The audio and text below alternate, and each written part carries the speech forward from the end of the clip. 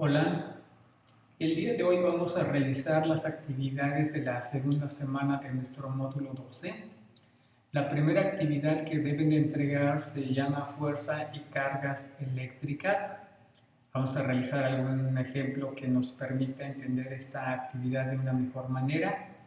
Y la segunda actividad es aplicación de las leyes eléctricas. También vamos a resolver un problema o ejemplo para darnos idea de qué es lo que nos están pidiendo. Vamos entonces a nuestra primera actividad, fuerza y cargas eléctricas. Aquí tenemos un ejemplo clásico de este tipo de problemas. Dice el ejercicio: tres cargas eléctricas se encuentran dispuestas como se muestra en la figura. Calcular la fuerza entre Q1 y Q3 y también entre Q2 y Q3. En la figura nos están indicando que la carga Q1 tiene un valor de 8 milicoulombs, la M se lee como milicoulombs, la carga eléctrica tiene como unidad el coulomb. La carga Q2 menos 5 milicoulombs y la carga Q3 12 milicoulombs. Nos están diciendo que la distancia que separa a la carga 1 de la carga 2 es 7 micrometros y que la distancia que separa a la carga 2 de la carga 3 es 9 micrometros. Entonces con estas cantidades nosotros podemos ya realizar el cálculo que nos piden, que es una aplicación directa de la ley de Coulomb. Vamos a revisar cómo se hace esto. Vamos a calcular primeramente la fuerza entre la carga Q1, que aquí la tenemos, y la carga Q3. Si revisamos las variables que están involucradas en este problema, nos dicen que nosotros debemos calcular la fuerza entre las cargas, que se representa por la variable F. Eso es lo que nos piden calcular. Le ponemos aquí en esta tablita su signo de interrogación. Nosotros sabemos que en la ley de Coulomb aparece la constante eléctrica, que se representa por K. Su valor es 9 por 10 a la 9 Newton, la N es de Newton, metro cuadrado sobre Coulomb al cuadrado. La carga Q1 tiene un valor, como aquí vemos en la figura, ya dijimos, de 8 milicoulombs. Si nosotros expresamos esto en notación científica, mili, que significa milésima parte de un coulomb, se escribe como por 10 a la menos 3, ¿sí? Mili es por 10 a la menos 3. En algunas tareas que ya me han entregado, luego le ponen a la menos 6, eso sería incorrecto. Lo mismo para Q3, nos dice aquí la figura que es 12 milicoulombs, pues debe ser 12 por 10 a la menos 3 también, ¿sí? Mili es a la menos 3. Y la distancia que separa la carga Q1 y la Q3, aquí le estamos viendo, es de aquí hasta acá, pues tiene que ser la suma de las distancias que separaban las tres cargas inicialmente en nuestra figura. Entonces sería 7 microcoulombs y 9 microcoulombs. 9 más 7 nos da 16 microcoulombs. Y hay que recordar que micro en notación científica es 10 a la menos 6, 10 a la menos 6. Con esta información nosotros ya estamos listos para aplicar la ley de Coulomb. El resumen de todo lo anterior sería: reviso los datos de mi figura Q1, Q2, Q3, y la distancia que separa ambas cargas. Voy a mi tabla, la lleno con la información que acabo de revisar en mi enunciado y en mi figura, y entonces estoy listo para realizar el cálculo. Recordemos que la fuerza entre dos cargas está dada por la ley de Coulomb, que dice que la fuerza es igual a la constante K por Q1, Q2 entre R cuadrada. Como las cargas tienen signos iguales, ambas son positivas, se va a presentar una fuerza de rechazo entre ambas cargas. Por eso aquí las flechas apuntan hacia la izquierda para la carga Q1 y hacia la derecha para la carga Q3, simbolizando que las fuerzas tienden a alejar a las cargas de su posición que se encuentran en este momento. Si ya tenemos nuestra fórmula de la ley de Coulomb, pues lo que resta es simplemente aplicarla. Aquí vamos a agrandar un poco para que se note. Ahí está. Vamos a sustituir de nuestra tabla. Sabemos que la constante es 9 por 10 a la 9 newton metro cuadrado sobre Coulomb. Simplemente tomamos el dato de la tabla, que ya lo sabíamos. Esa es una constante que siempre va a valer 9 por 10 a la 9. La carga Q1 ya sabemos que vale 8 por 10 a la menos 3 porque es mili, lo vuelvo a repetir. La carga Q3 es 12 por 10 a la menos 3 coulombs. Y la distancia ya vimos que es 7 más 9, 16 micro por 10 a la menos 6. Conviene repasar aquí las leyes de los exponentes. Nosotros vamos a multiplicar 9 por 8 por 12, sin preocuparnos por los exponentes.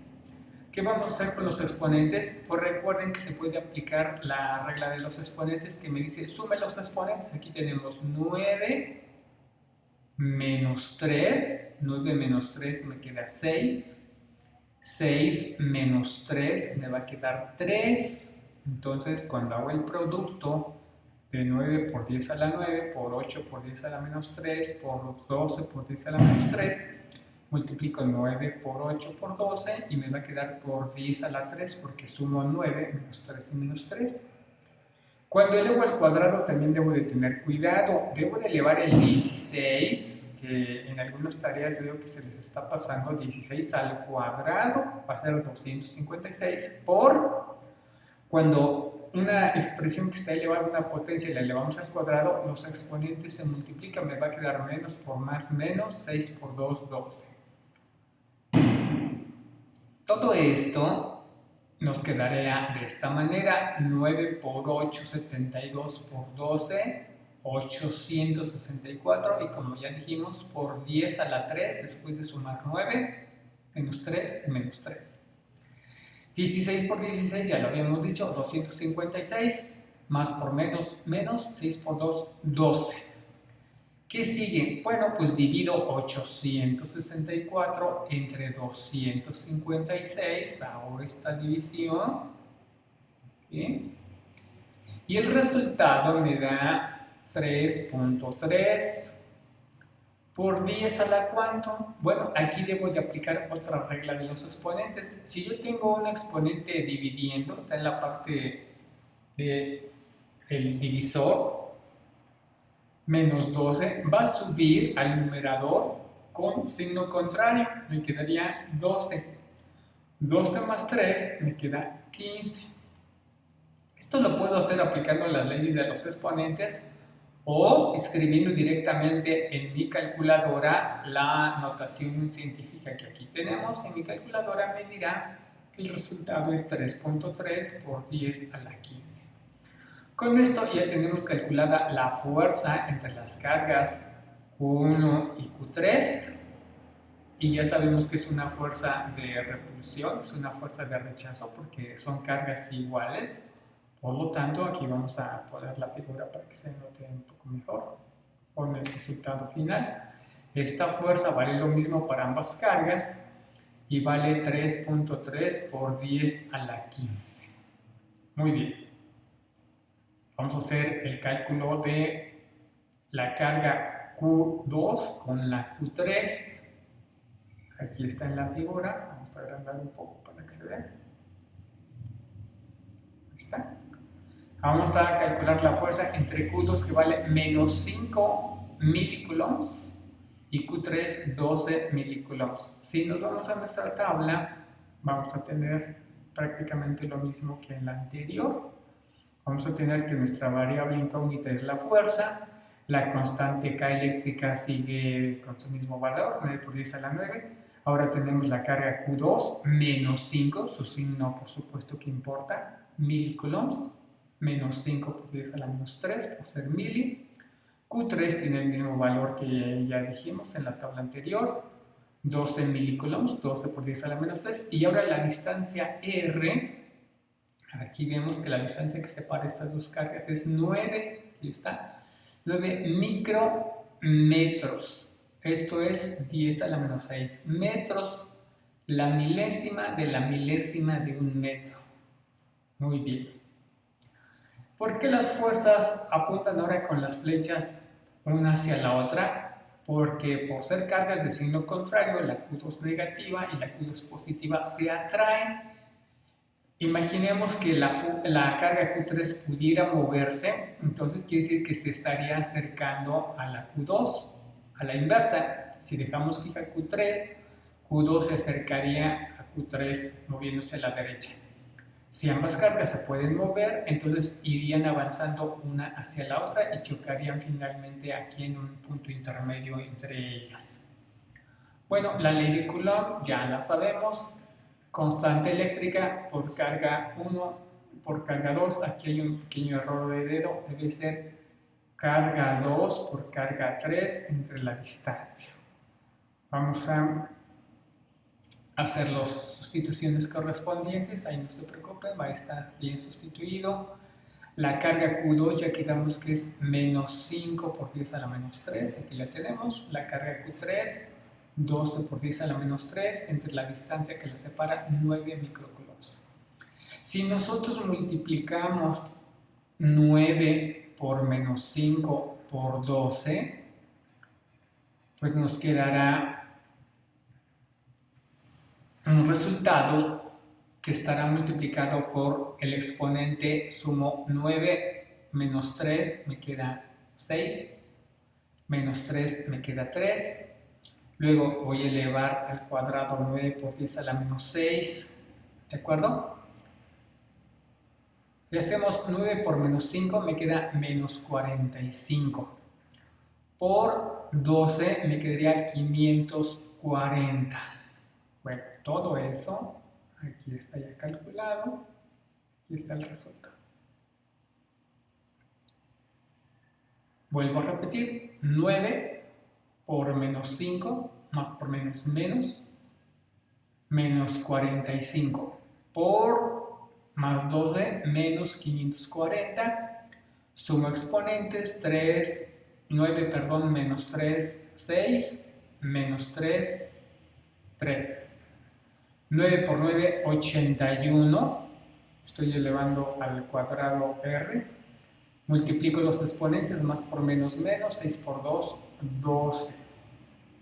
Si realizamos la división, 540 entre 81, obtendremos 6.66. Este exponente que tiene signo menos sube al numerador con signo más, 3 más 12, 15. El resultado es una fuerza negativa, eso significa atracción, es el único significado que tiene este signo, que es una fuerza de atracción entre las cargas que estoy analizando. Y con esto hemos terminado de calcular las fuerzas entre las cargas como se nos pide en el enunciado. En su actividad de esta semana, ustedes van a realizar algo muy parecido, no esto, pero muy parecido a lo que aquí acabamos de ver.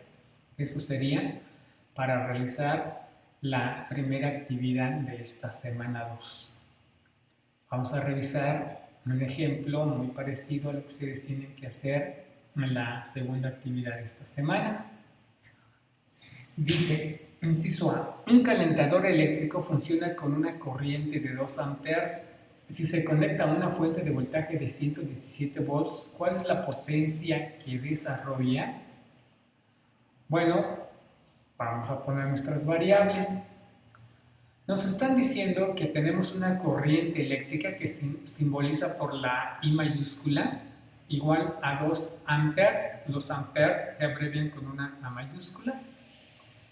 Que ese calentador está funcionando con un voltaje B de 117 volts. Los volts se abrevian con una B.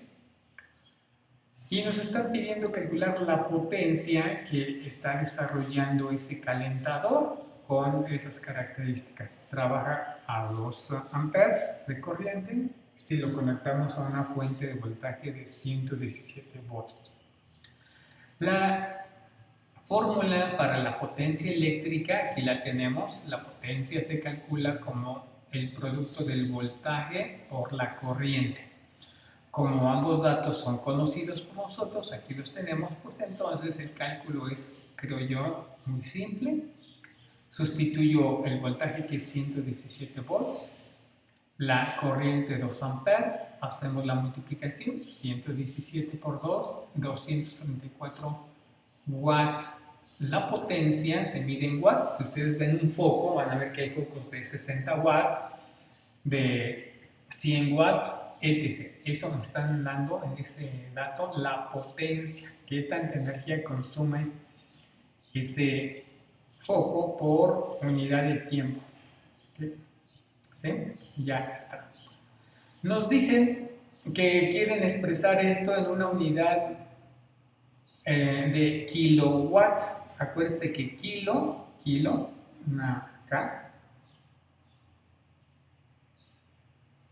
Kilo significa 1000. Si nos están pidiendo que expresemos esto en kilowatts, significa que debemos de hacer una conversión. ¿Cómo se hace la conversión?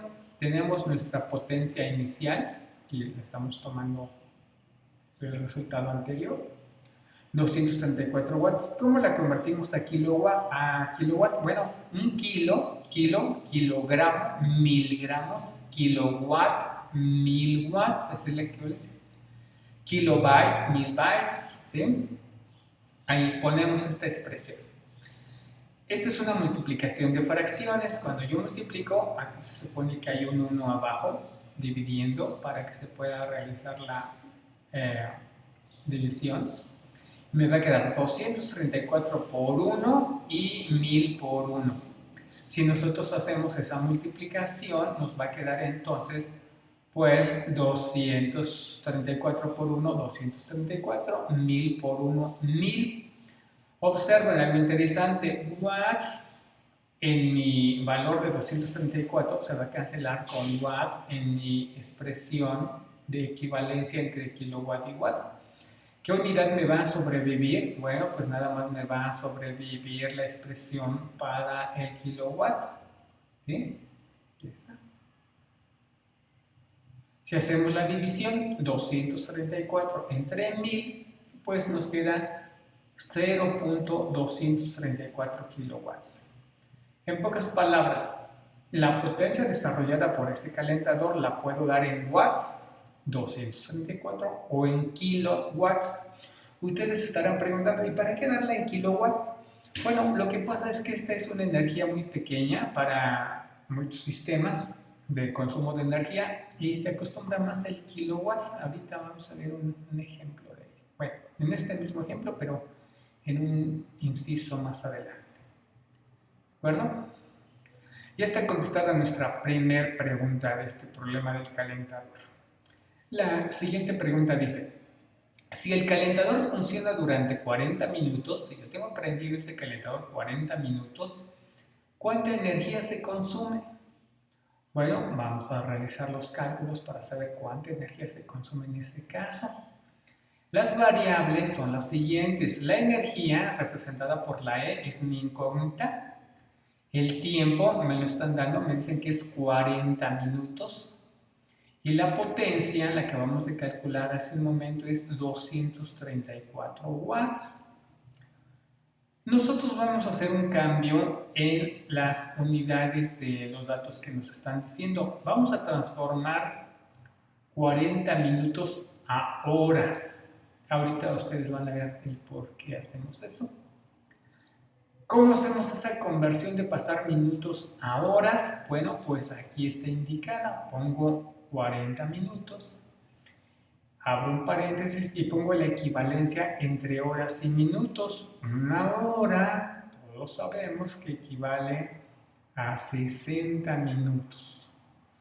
Cuando yo haga la multiplicación de 40 por 1 entre 60, voy a obtener que se me cancela minuto con minuto y me va a quedar simplemente horas. Vamos a hacerlo.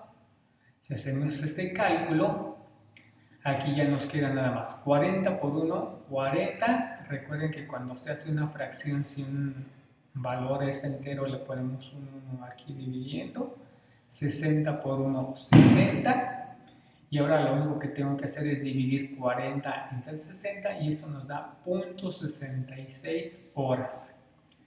En concreto, 40 minutos equivalen a 0.66 horas, que es lo que me dice también mi tabla aquí.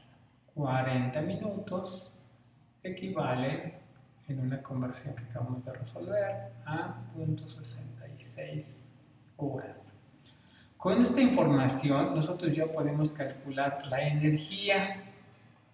La energía se calcula multiplicando la potencia por el tiempo. La potencia ya sabemos que es 0.234 kilowatts por el tiempo en horas, 0.66. Si hacemos ese cálculo, nosotros obtenemos que la energía que se va a consumir es 0.234 kilowatts por 0.66, nos queda 0.15, pero vean que unidades es el producto de la unidad kilowatt por la unidad hora. Pues el resultado es kilowatt hora. Ustedes dirán, ¿para qué hicimos esa conversión tan extraña? ¿Para qué quiero kilowatts hora? Bueno, si han revisado su recibo del cobro de la luz, ustedes verán que no se cobra en una unidad de volts o de amperes, sino se cobra en kilowatt hora, que es energía. Me están diciendo cuánta energía estoy consumiendo. Normalmente una casa pequeña consume, no sé, 100, 150 kilowatts hora al bimestre. Un consumo medio ya andaría entre 350 a 600 kilowatts hora.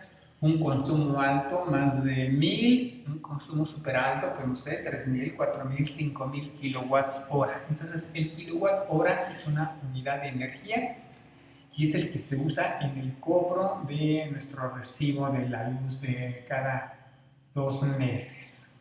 Entonces, tener prendido este calentador por 20 minutos significa que me van a cobrar la energía de 0.15 kilowatts hora. Se ve muy pequeño. Ahorita vamos a ver incluso el costo en el siguiente inciso. Nos dice lo siguiente. Si el costo por kilowatt hora es de 0.79, y este dato es real, varía un poco de una zona a otra, pero ahorita en México más o menos, yo tomé este dato del recibo de luz que tengo, el costo por kilowatt hora es de 0.79 pesos. ¿Cuánto se paga por el calentador por usar el calentador 40 minutos?